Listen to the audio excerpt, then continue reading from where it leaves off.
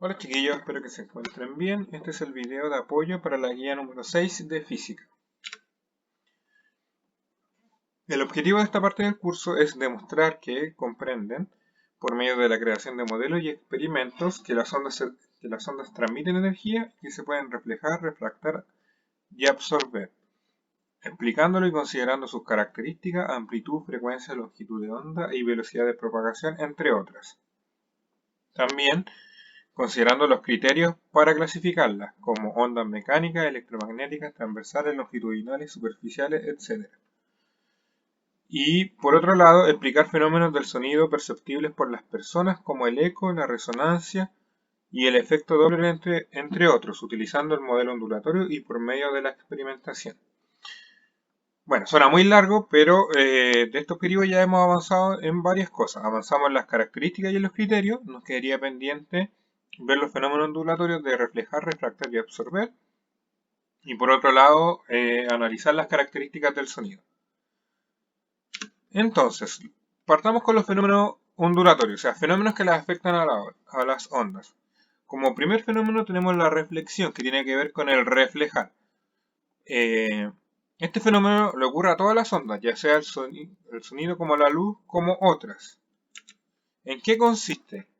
En que una onda que viaja se encuentra con otro medio, o sea, una onda que viaja por un medio se encuentra con otro y rebota en la línea imaginaria que separa un medio del otro. Por ejemplo, si nos centramos aquí en el caso del eco, del sonido, y analizamos ese caso, tenemos que la onda viene viajando por el aire y se encuentra con la roca. Entonces, un medio es el aire y otro medio es la roca. Y tiene una línea imaginaria que separa el aire de la roca. ¿Qué hace la onda? La onda rebota en esta línea imaginaria, rebota en este cambio de medio, cambiando su dirección, pero siempre manteniéndose en el mismo medio. Donde se cumple que el ángulo incidente, el ángulo con que incide la onda, tiene que ser igual al ángulo reflejado, igual a la onda, al ángulo de la onda que rebota. Entonces, reflexión es un rebote de una onda en una línea imaginaria que separa dos ambientes o medios. La onda mantiene sus características sin atravesar al otro medio, por lo tanto la onda incidente y la onda reflejada se mantienen siempre en un mismo medio. Y por último, en la reflexión se mantiene el ángulo, la forma del rebote antes como después de rebotar. Tenemos un segundo fenómeno ondulatorio que es la refracción. Entonces, la refracción consiste en el cambio de la dirección de la onda cuando atraviesa de un medio a otro. Entonces tenemos el caso, por ejemplo, del sonido y el caso de la luz nuevamente. Pero les recuerdo que se aplica a todo tipo de ondas. La refracción consiste cuando una onda atraviesa de un medio a otro. Entonces, por ejemplo, si siguiéramos con la idea del aire de la roca, la onda viaja por el aire, llega a un segundo medio y puede transferirse a ese segundo medio. ¿Qué pasa cuando la onda se transfiere de un medio a otro? Entonces, esta onda al transferirse de un medio a otro, cambia su ángulo refractado, es decir, cambia su dirección y también cambia la rapidez con la que viaja. Entonces, una refracción es una onda que atraviesa de un medio a otro.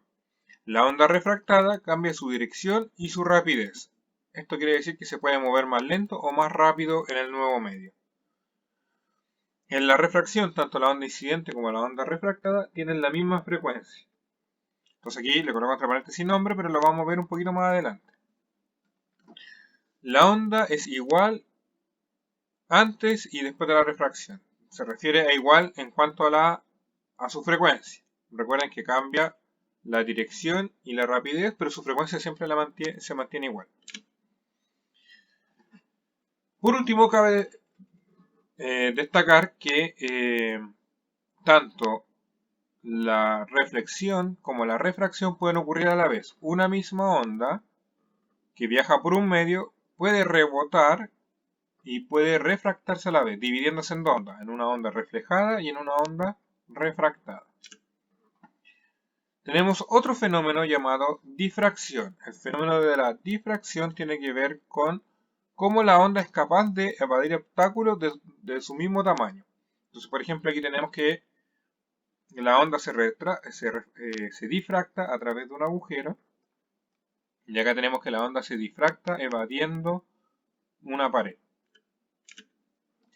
Entonces, en la difracción ocurre solo cuando la onda es del tamaño del agujero. Por ejemplo, aquí el agujero es muy grande, entonces la onda no se alcanza a difractar, no alcanza a evadir el obstáculo, sino que pasa de largo, no lo considera como un obstáculo. Pero cuando el obstáculo es de su mismo porte, por ejemplo, si aquí la onda es pequeña y el obstáculo es pequeño, la onda se difracta, cambiando la forma o el frente de onda. Entonces aquí lo podemos analizar de mejor manera. La onda viene de forma plana, llega a un obstáculo de su porte y cambia su forma de propagarse. Por ejemplo, podría ser una onda lineal que después pasa a ser una onda superficial. Entonces, la difracción, las ondas evitan los obstáculos. Ocurre solo cuando el obstáculo es de un tamaño similar a la onda. ¿Y qué es lo que ocurre cuando evade ese obstáculo? Cambia su frente de onda. Se propaga de manera diferente.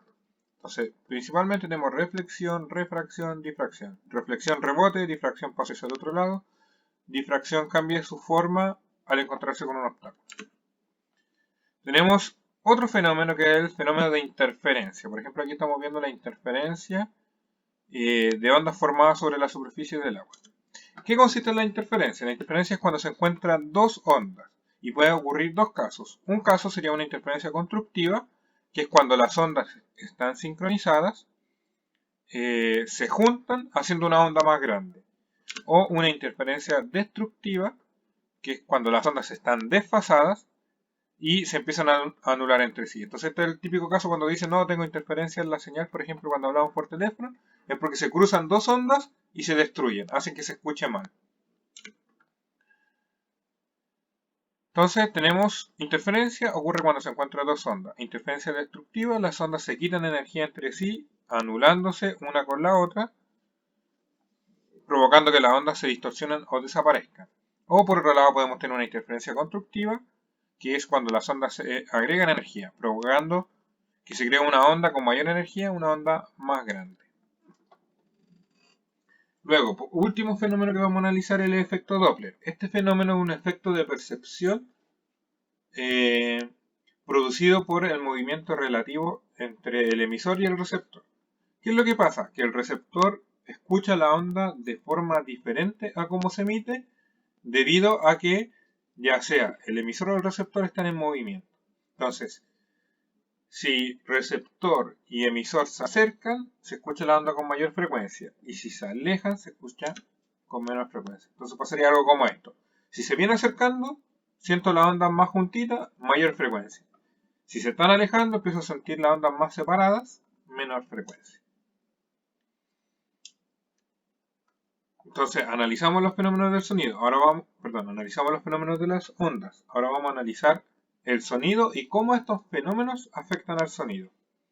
Entonces, lo primero que hay que destacar es que el sonido es una onda de presión de tipo mecánica que se propaga solo en los lugares con materia, los medios con materia, y del tipo longitudinal, que perturba el medio en la misma dirección que en la que se propaga. Entonces aquí tenemos un ejemplo de cómo sería una onda de sonido.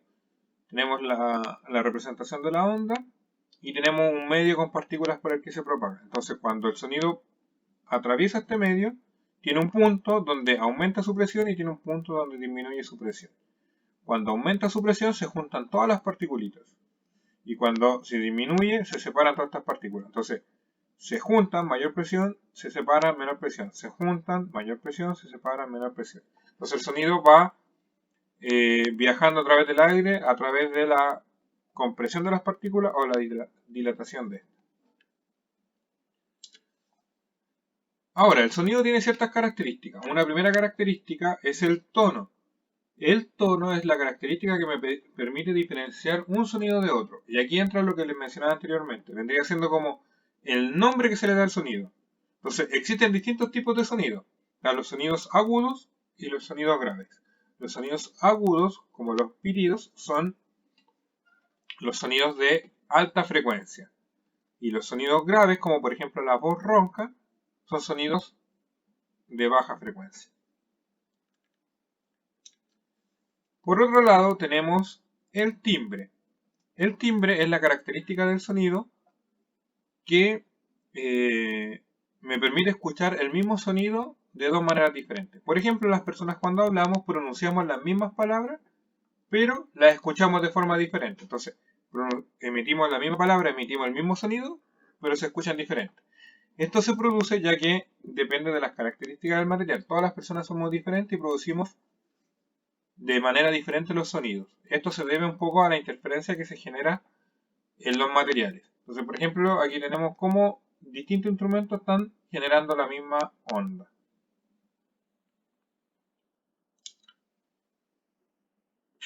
Tenemos la intensidad sonora. La intensidad sonora se relaciona con lo que nosotros conocemos comúnmente como el volumen.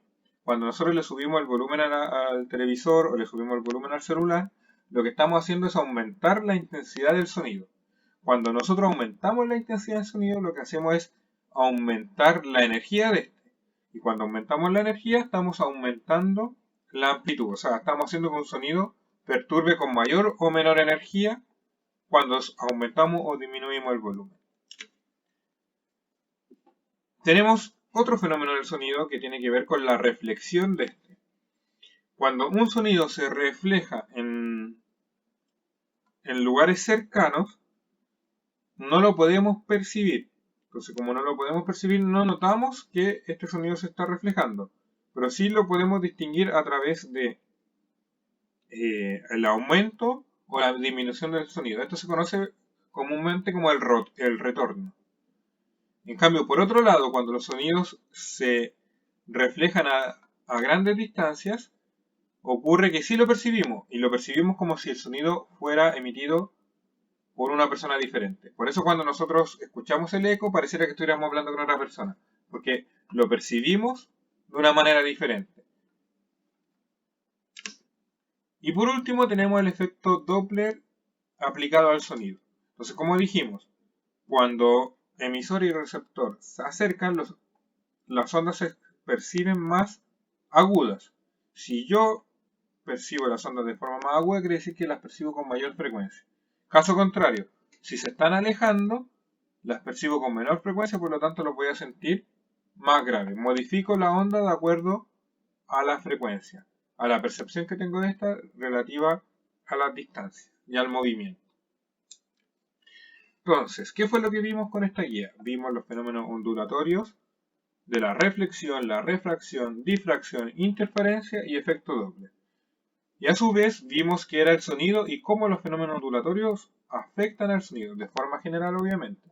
Vimos el tono, el timbre, la intensidad, la reverberación y el eco y el efecto Doppler en el sonido. Bueno, la idea igual está resumida, lo analizamos con más detalle en las clases y espero que este resumen les sirva para comprender mejor lo que hemos visto en clase. Cuídense harto, chiquillos, nos estamos viendo.